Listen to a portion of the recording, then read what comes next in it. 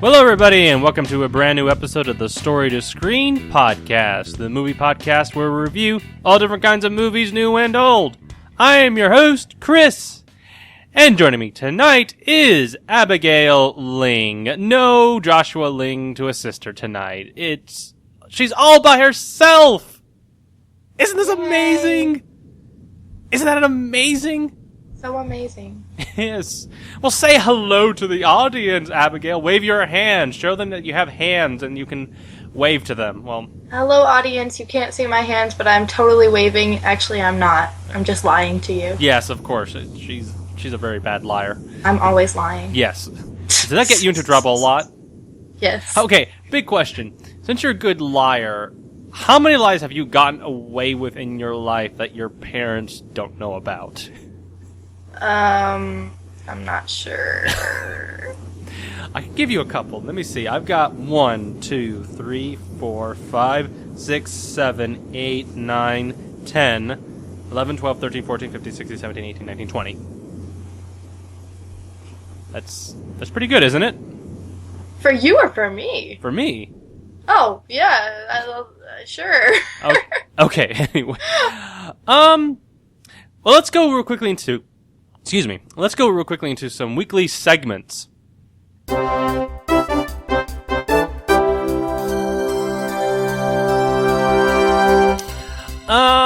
really much to talk about, but I did want to address one thing that happened earlier today on the Marvel side. As many of you know, Captain America Civil War is coming out in a couple of weeks. But one character that's going to be absent from that film is Thor. Yes, apparently he has a new film coming out called Thor Ragnarok.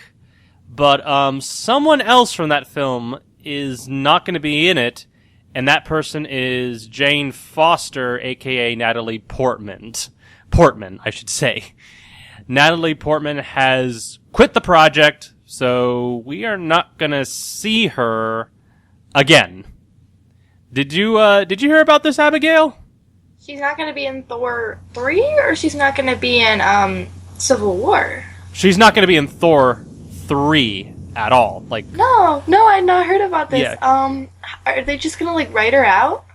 I don't know. I mean, here are two bits of information that I know about. From what I'm aware of, they've got an actress named Teresa Thompson, I think her name is. She is an African-American actress who appeared in movies such as Creed, and I think she was in Selma. But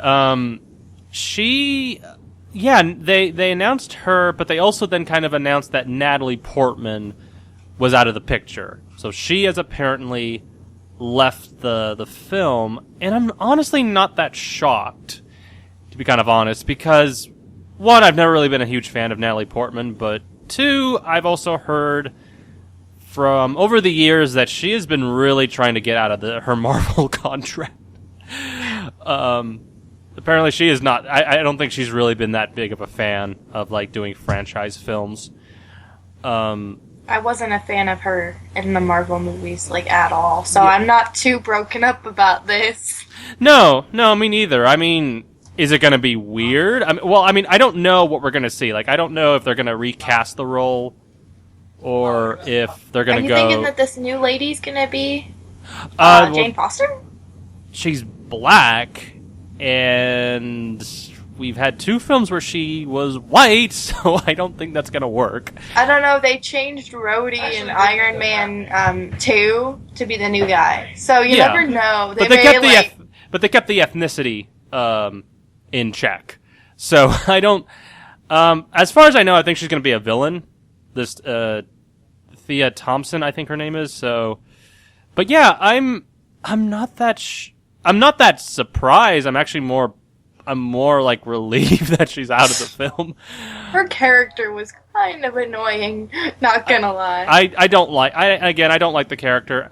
And from what I've heard too, she's just not been happy with the course of direction that these films have taken. She doesn't feel like they've been to the best of their potential. Gee, I wonder why. Maybe because Jane Foster's a character. Yeah, I don't know.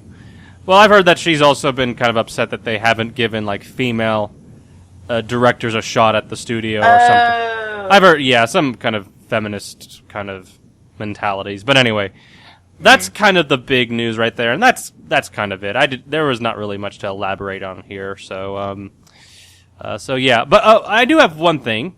This is actually episode 82, I believe. Actually, 82. Woo. So we are on the road to 100. So audiences, I want you to keep a close eye on our Facebook and on our Twitter pages because we'll be announcing something big very soon. We might be doing something where you can actually interact with us in person. And wow, fancy. Yeah, so we might be doing like a live audience recording at an actual building, almost Comic-Con style, where all of us, and hopefully all of us, will be able to attend. You know, all 6 of us, you know, Ian, myself, Joshua, Ben, Abigail, and possibly Elisa Johnson might be joining us as well. So for the big 100. So we'll see how that goes, right? Yeah. Well, Abigail, what's like one thing that you would like to do for the 100th episode? Like, name me something you would like to do. Eat a lot of cake. There you go. I'll be sure to supply that. Please do. Otherwise, I'm not going to show up. Okay. No, I'm joking. Well, I don't know. It would just be really cool to like talk about experiences with like movies and like I don't know how to. You just put me on the spot. I don't know. Anyway, I do have something planned in mind in terms of a topic, but yeah, I'm just trying to take some other suggestions as well. But yeah, we'll see what happens. You know, we're still kind of in the early stages of planning things. We're still like 18 episodes away from that. So we've got a bit of time. Yeah, but we're gonna try to fast track it a little bit so that way we can get to it sooner rather than later. Anyway, folks, we're gonna continue on with our classic movie series reviews, which we've kind of left absent for a little while. We picked up 2001: A Space Odyssey, but now we're officially continuing it again with John Ford's Western classic, My Darling Clementine.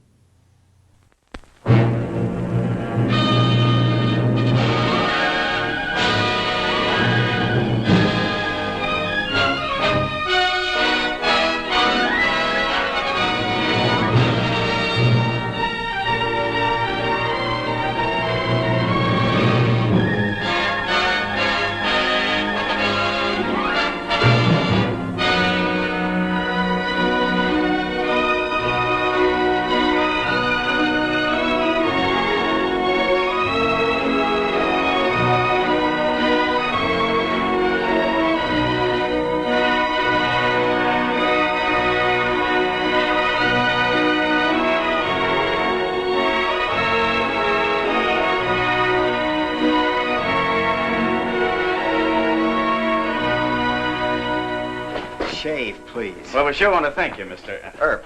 Wyatt Earp. What? You're not by any chance the marshal from Dodge City? Ex-marshal. What are you doing up here? None of your business. Why don't you behave yourself? Go on, get out. Go on back where you belong. I'm not leaving till she gets out of town. The first kiss is always the sweetest. From under a broad sombrero. Told you to get out of town and stay out. We're through talking, Marshal. My advice to you is start carrying your gun. That's good advice. Here's mighty entertainment that combines the exciting action of reckless pioneer days, the romantic conflicts of men and women who led perilous lives, the lusty humor of those who dared America's frontiers, and the breathtaking beauty of scenes filmed in the magnificence of the great Southwest.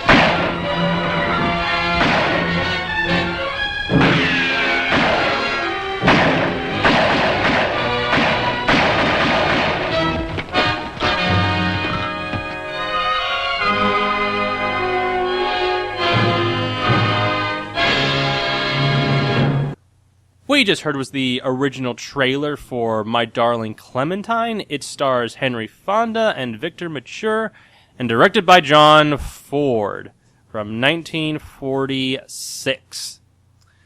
It's a classic Western about a very romanticized interpretation of the Wyatt Earp legend and the gunfight at OK Corral. So I'm sure many of you know that story from movies such as Tombstone and the Legend of Wyatt Earp, the Kevin Costner film epic from the 90s.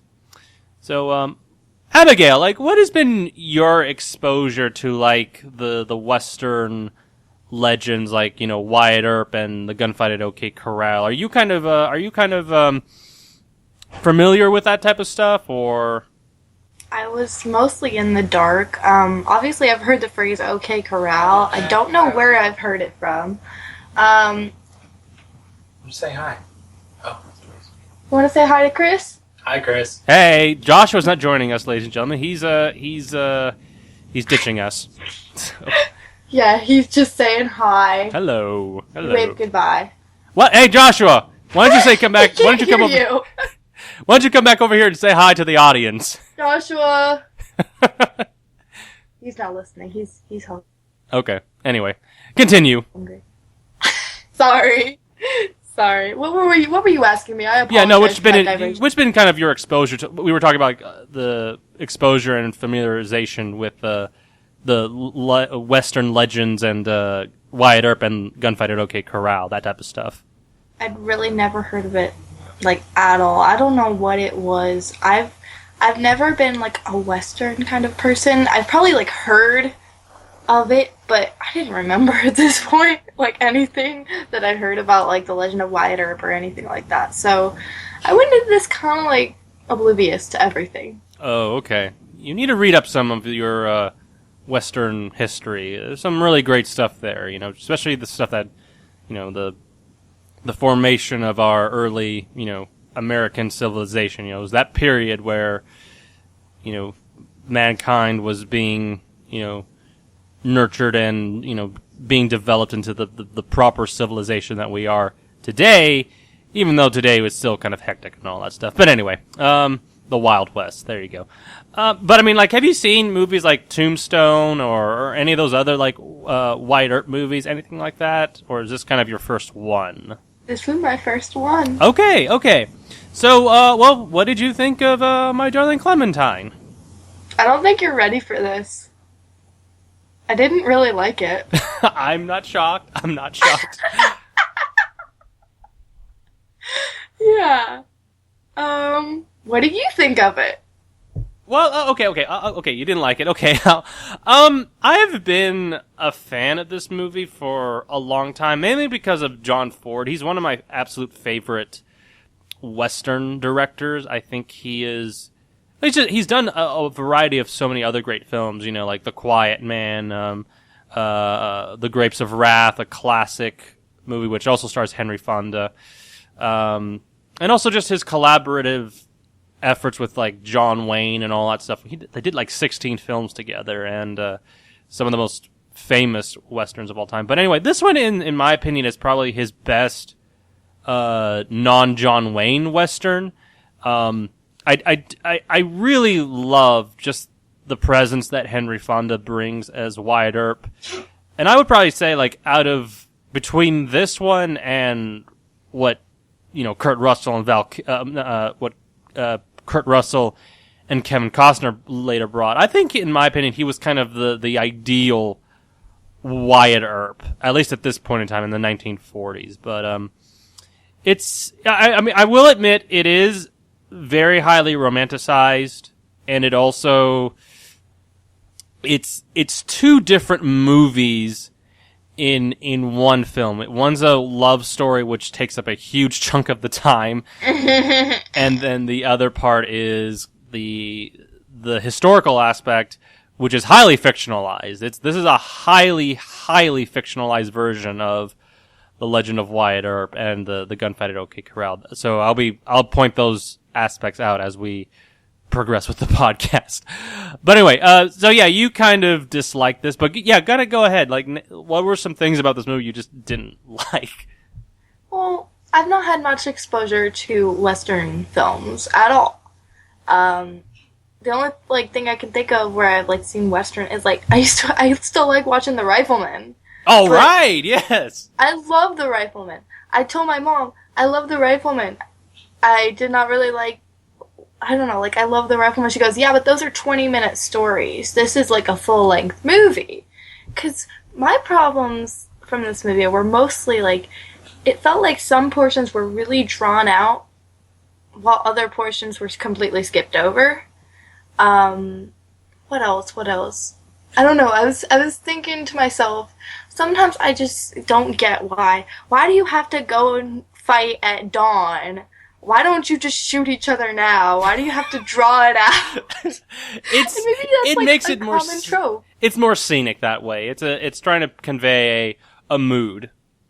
Yeah, maybe I just didn't appreciate that. I was just like, oh my goodness, why don't they just, like, fight already? Yeah, that's kind of an early, like, kind of a style in black and white filmmaking, especially with American filmmaking, especially at that point in time. You kind of have to convey a certain mood with the lightness and the darkness, in that sense. Oh, I see what you're saying now. Yeah. Yeah, and I like, you see the scene where, what is it, what's his name again? The Mr. Clanton, his body's like on the post there, and then all of a sudden the sun begins to rise. It begins to lighten up a lot more. But that's something I kind of appreciate. It's the coming dawn. What does the dawn bring at this particular moment in between these two clashing opponents? But no, you just mentioned some stuff that you felt like were drawn out, and maybe things that were just kind of scrapped. What were those specific things? Because I think I know what you're talking about, but go ahead and kind of elaborate a little bit more on those. I feel like there could have been more with the, and I know this is like a famous movie and like all that stuff, but I feel like there could have been done more with like the brother's death, because I feel like they talk about it sometimes, but then they like started hanging around like doing the romance stuff with Chihuahua, was that her name? Yeah. Yeah, I was like, oh my word, that's what a strange name. I did not care for her. What I did like was the character of Doc, what's-his-face? Holiday. Yeah, I don't know what it was about that character was so intriguing. I liked him. I didn't care for Chihuahua, and also, everything with Clementine was kind of like pushed to the side. Really? I felt like that was the stuff that was kind of a little bit more at the front of the film, that kind of, I don't want to say derails the film, but kind of, it takes a center stage when maybe it's not necessary to the plot. I mean, here's the thing that I was kind of pointing out a little bit earlier, was that it's two films clashing with each other. You have this setup for like the first 30 minutes, you kind of have this little thriller.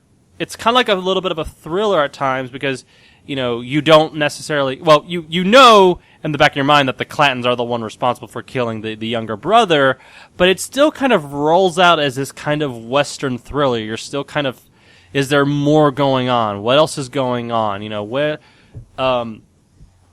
maybe in a way Ford was reading the script and like, well, we need to move this part over here.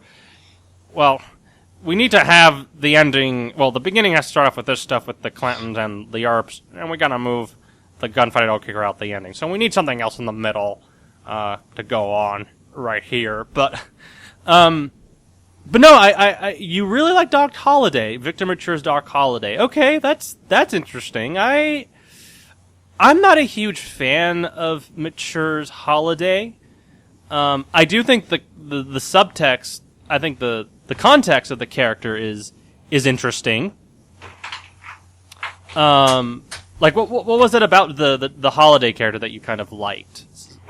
Well, it was almost like you didn't know who this person actually was, because people were saying like, this is his town, blah blah blah blah, and then you find out like, I didn't know he was actually a doctor until they mentioned it later on. He was like actually a surgeon.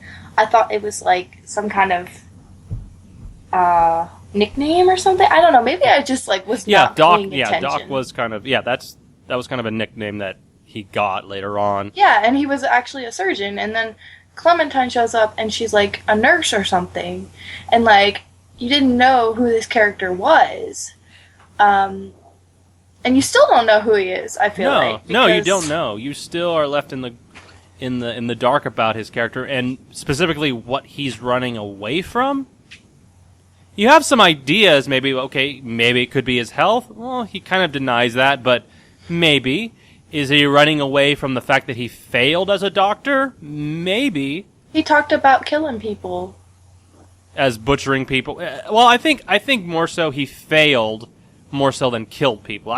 Because a lot, I think at this point in time, especially in this point in time in history, people would really take on grief in really significant ways that we as a society, we today would kind of be like, it's not really your fault, what happened. It's just the way that it happened. So if you're going to assume that he killed people, it's more so that people died at his own hands while he was still a doctor in New York or wherever it was he was from. You know what I mean? Well, yeah, it didn't seem like they were talking about him as a doctor. It was in a conversation with Wyatt early on in the film in the saloon. There was something he said that just stuck out to me, where he was running away from something in the previous town, and it almost seemed implied that he murdered somebody or something. Yeah. Also, another thing too is while watching it again this time for the review, is whether or not he really truly loves Clementine.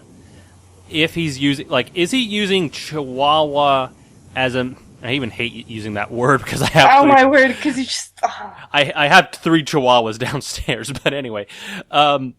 Is he using Chihuahua as a means of escape from himself, and he truly loves Clementine, or is it the other way around? Something like that.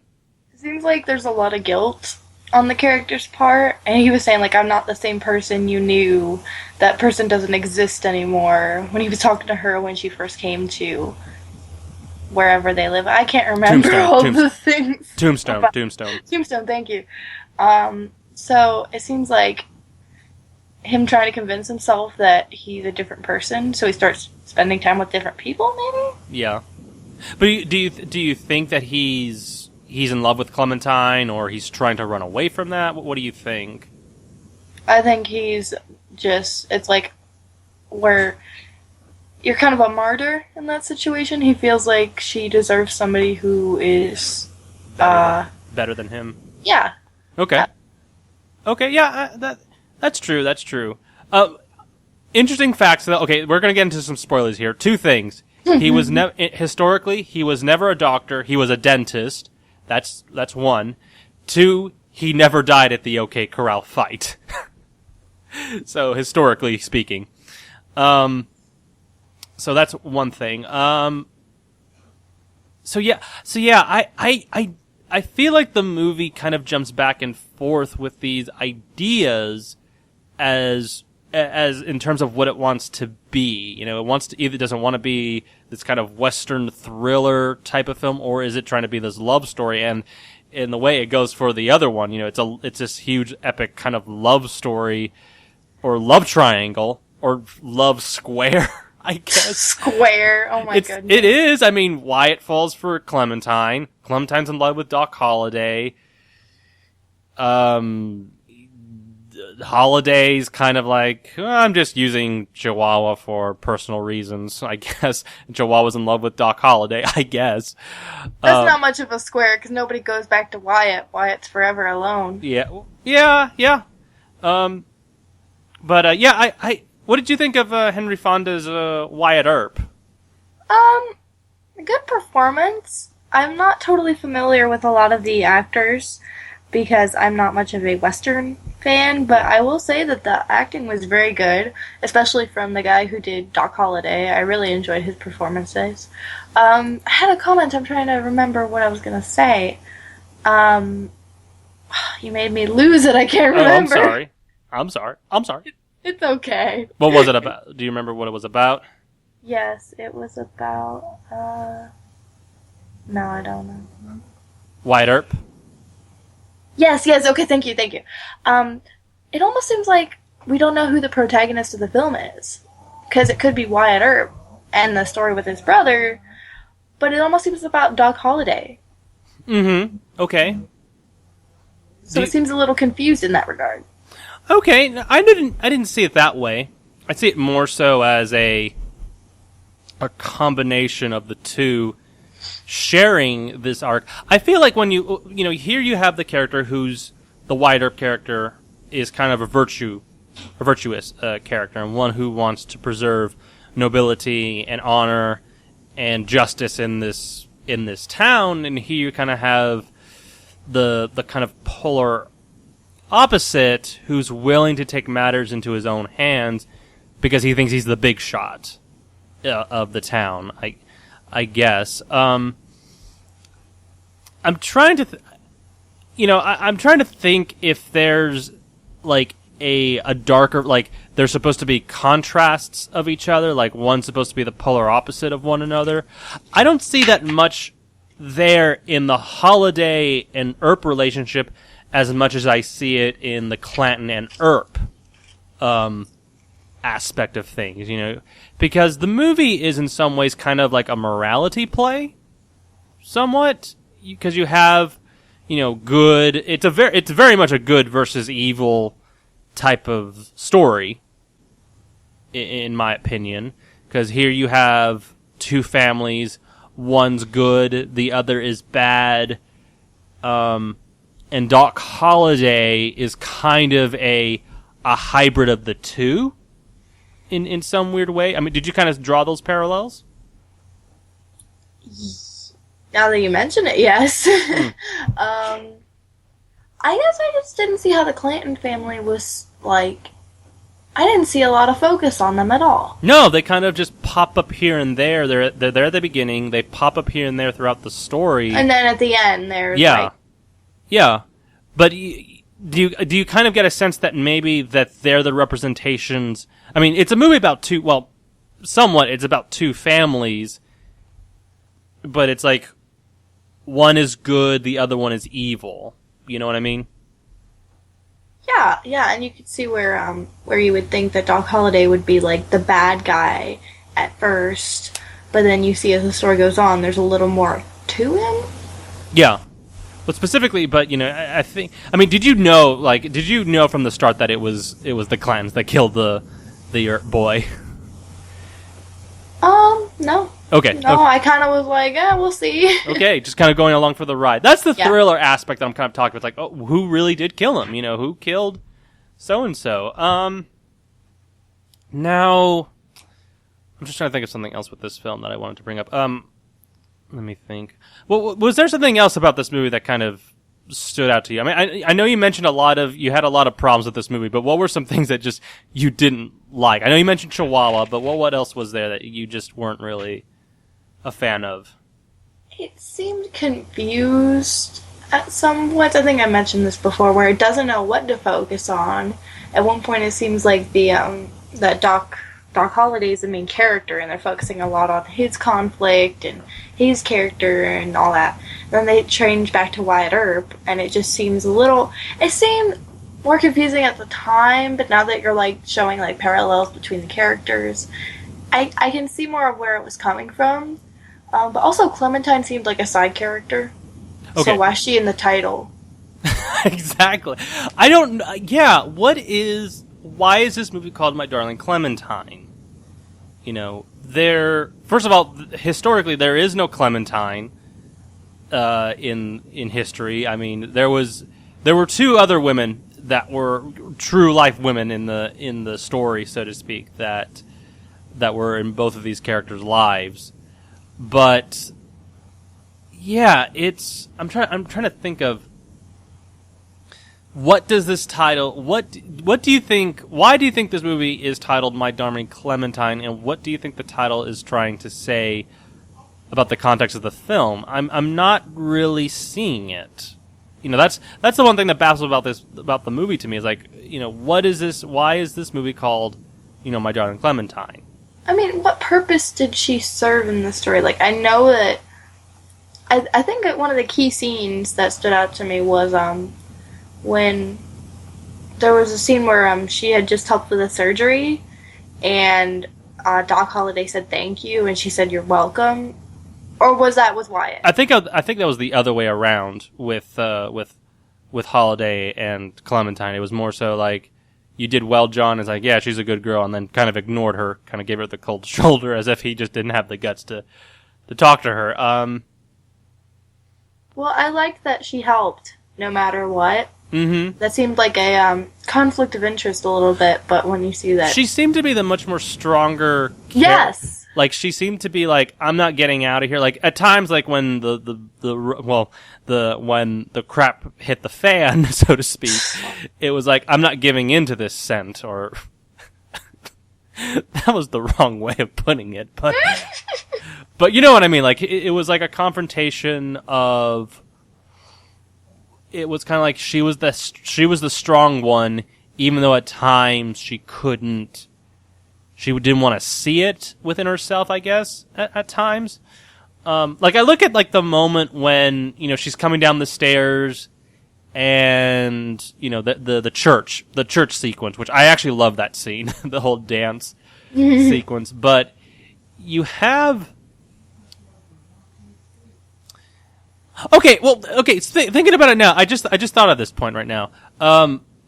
Maybe the creation of this character is supposed to bring out the soft side of these characters. You know, here you got, you know, Wyatt. You know, she kind of draws out the gentleness aspect, because here he is, this lawman trying to bring law and order to this town, and then she kind of brings out the humanity of Doc Holliday. I think that's kind of the purpose right there with the character. I think. Is it more so bringing out the humanity of these two? I mean, that you raise a good point. And she actually kind of does that for all the characters. Like, even with Chihuahua, like, there was something about... I don't know about Chihuahua. I don't know, Clementine's behavior kind of brought out the best in the characters, it seemed like. Yeah. She's more so a character that kind of initiates, like, the inward qualities or the humanity aspects of these characters. I think that's kind of the point. And I don't know how. She didn't really do that much. No. I mean, like the whole church scene, when she's coming down the stairs, she's giving up, but then, you know, the church bells and all that stuff, you know, that symbol of, you know, hope, and, you know, I think there's a little bit more of a bigger context with the whole church sequence, especially when they're singing, you know, that one piece. What's it called again? The chapel song that they were singing. Oh gosh, I know it. It's an old hymn. I can't think. Anyway, but yeah, she's giving up at that moment, but I think the church bells, you know, that symbol of Christ, and, you know, that steadfast, you know, that early, that faith that brought humanity together, that thing, you know, that idea of steadfast love and strength, you know, I think that's the thing that kind of initiates within her character the means of endurance. You know what I mean? I think that's probably the turning point of the Clementine character, even though she doesn't do a whole lot. Like, she's not even intimidated when Doc Holliday comes down and he says, "I'm moving on, get out of here, or I will," or something like that. She's like, whatever. She's like, even when Chihuahua comes upstairs, you know, she's like, you know, Doc Holliday was going to marry me and all that stuff. Now you're going too. You know, she doesn't seem to be intimidated by anybody. Yeah, she's just kind of like, what are you doing? You're packing my stuff? Great. Can you please unpack my stuff? That would be awesome. But does that, what I just said a little while ago about the Clementine character, does that make a little bit more sense potentially? Like, I actually just thought of this stuff right now, since you brought it up. She seems to be more of a representation of a ideal? Yeah. If that makes sense, peace, rather I think than, she like, definitely a character. Yeah, she definitely represents peace. She's like a plot device. Yeah. Yeah, Definitely she's a plot device, but really has no connections whatsoever to the beginning and the end. But, no, she's just kind of chill at the end, like, hey. Yeah, Doc Holliday's dead. I wanted to say so much to him, but now he's kaput, I'm gonna be a teacher. Come see me, bro. She's like, I'll be here. Come see me, bro. That'd be awesome.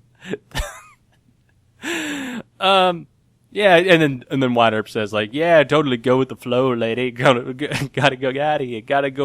I gotta go back to Kansas and see my old man. I gotta tell him the news that all his sons are dead, except for me and Virgil. We're gonna go home. Or something like that. Anyway.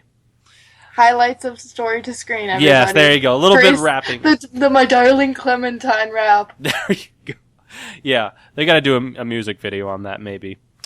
Let me think. Well, what did you think of the church sequence? Because that's actually one of my favorite parts, especially like when the dancing and when the old man is kind of talking right there, like, now folks, I hereby declare the first church of Tombstone, which has no name yet and no preacher either, officially dedicated. And I've looked at the good book and I've looked back at it and there's none word against dancing. So Baptists would disagree. We'll commence by having a damn blasted good dance. I love that line. That was a good line. I was just like, oh, there are people who would disagree with you, buddy. But it's a great, oh my gosh. I like that performance, and I like the, just the scene that initiates right there, because it's the beginning point where Wyatt kind of begins to become a little bit more humanized, or he wants that kind of civilized persona. You know what I mean? Because you see that in the dance. I think so. He's having a good time. Having a good time, but he's also doing it with a woman that he's kind of really, really liked and all that stuff. But I'm just trying to think of something else. What did you think of the showdown? The actual OK Corral showdown? Honestly, I was watching it, but at the same time, I wasn't paying, like, super close attention to it. I just always think it's funny how it was, like, meet us at such and such place, at dawn. I just could not get over that. Like, just shoot them if you're gonna shoot them. Yeah, but, I've seen other versions of the OK Corral fight, and I think they're far more vastly superior to this. Actually, in reality, the real fight supposedly took 14 seconds. I bet. Yeah, here it's like 5 minutes long or something like that. I was losing count. Yeah, but it was definitely not 14 seconds. So, but I think the interesting thing is that you finally, at the end, after all this murder and chaos that's been going on the Clanton's part, Clanton finally loses his whole household. But you also see the soft side of him, like he's, like there at the beginning and he beats up his sons, he's whipping them, he's telling when you pull a gun, kill a man, and just he's raised these herds of animals, but now, just when he's lost everything, you kind of see the breakdown of the old man, the villain of this. There's a human aspect to the character. Did you notice that? Yeah, and he was at the point where, when Wyatt didn't, shoot him right away, he's like, I want you to live with this. Yeah, the guilt. Yeah, that was definitely, he didn't want to. He'd probably rather have died. Well, and he does die, Yeah, I was like, did I imagine that, or did he actually die? Yeah, he does. Yeah, no, Virgil Earps actually kills the brother. Ike Clanton. But it's not really that much of an exciting fight. I mean, it's a cool use of environment and kind of seeing, the stagecoach kind of cause a little bit of a sandstorm right there, and then or a dust bowl, and then Wyatt uses that as a means of maneuvering. I like that, actually. Yeah. Were you surprised at the Doc Holliday death scene? That's because that's a huge departure from the historical accounts. I think he died like a year or two later from tuberculosis and all that. I kind of figured he'd die, so I wasn't really that surprised. Okay. It's just like it was like a redemption, maybe, for the character or something like that. Yeah, you did something good. He honestly just shoots once. He coughs up. I mean, his cough is what gives him away, and then they shoot him down, big time. But I'm just trying to think of something else with this movie that. Was there anything else with this movie that you wanted to bring up, or was that kind of it? I mean, I like the cinematography a lot. Oh, the cinematography is beautiful. I love watching black and white movies, especially like action-oriented black and white movies. So I did enjoy watching it and seeing how they did things. There was a part that I literally thought was green screen, and then I was like, wait, no, this is a little before that. Green screen was in use at the time, but it was used for much more for different purposes. This movie was shot all outdoors. This movie was shot all outdoors. They went to Utah to shoot the film, and I think only like the interiors were at the studio. But for the most part, this was all the exterior were on actual locations, Western locations. But, there was a part where they were on a stagecoach and it looked like green screen behind them almost. Okay, that was definitely studio. Yeah. That was definitely studio, but I think the particular scene. Yeah, I think what they used was actually like a backdrop projection with a pulley. Yeah, and then like it would move really quickly, the backdrop, and it would like move to the right, or it would like turn in a kind of a long oval shaped type of turn. It's kind of hard for me to explain. You have to see a picture of it, but yeah, that's an old technique that they used. Now I wanted to ask you, this movie came out like the year after World War II, and you have the scene where Wyatt, after his brother's been murdered, you have the scene where he's visiting the gravestone, the grave spot of his brother, and did I know you probably haven't thought about a whole lot about this, but do you see that little speech that he gives to his brother as an anti or like a post-war statement? Remind me all of what he said. It was something about how we'll bury you at home. Yeah, like it was. He mentions to him, Pa's gonna miss you. Yeah, Pa's gonna miss you. Your girlfriend's gonna miss you. Kind of he was kind of more so pointing out the fact that his brother was a very young man and he died very young. I wonder if that was actually a post World War II statement. I don't think it's anti, but I think it's anti-war either. No, if nothing more, it's kind of a recovery from this. We've lost. A lot of young people died. Yeah, we've lost, brothers at arms and loved ones. Some of us will be able to forget, or some of us will be able to move on. Others, it won't be so easy. That's what I took away from that moment. Especially when he mentioned the mother and the father and the girlfriend. So yeah, that was rough. Yeah, very very. Very well done, but also the photography, the cinematography specifically, was well done in that scene, because here's the thing with Ford, and I really recommend you watch more of John Ford's movies, that he has this just amazing eye where he gives each scene, he gives it a sense of a depth, but also you also feel whatever is going on in the image there. It's like a moving painting. That's what he conveys through his images. I don't know if that's what you kind of got through this film. But if you ever get a chance, watch some of his other movies and kind of get that sense. Yeah. Anyway, simple movie to talk about. Not really a whole lot there, but it was. I think it was still worth talking about. But anyway. Anything else you wanted to bring up, Abigail, or kind of ready to wrap up? I will say, it wasn't my favorite movie. I'm not a fan of westerns, at least from the ones I've seen. But I can still appreciate the movie for the things that it did and that it was trying to do. It may not be my favorite genre or anything, but you can still appreciate a piece of art for what it is. Yeah. Yeah, definitely. And this is not a bad movie by any stretch that I could say.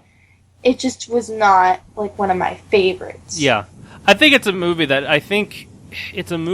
if you're, like, coming into it new from today's perspective, it's a movie that I think it's kind of a little hard to swallow for modern audiences, because it's a very romanticized and even to some degree kind of a cheesed up version. I hate to use that word, cheesed up, but that's how these type of films were done at that point in time, So maybe the appeal won't be there, but if you're a fan who loves watching classic movies, I give this movie a strong recommend.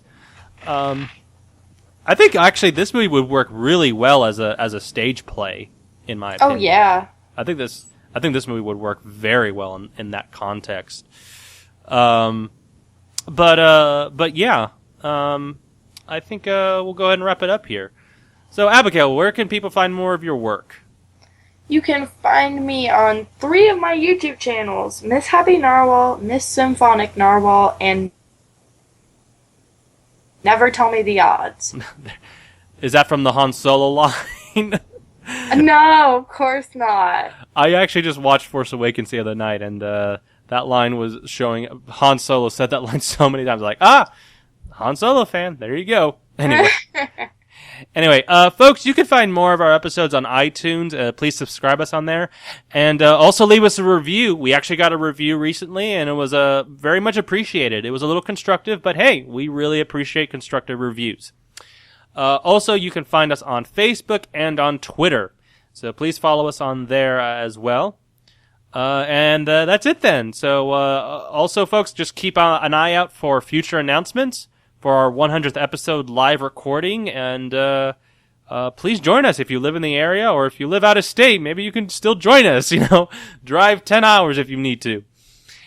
Anyway, folks, we're going to go ahead and wrap it up. I am Chris, and again, Abigail Ling. See you soon, folks, and have a good night. Cheers. Ma'am, I sure like that name. Clementine.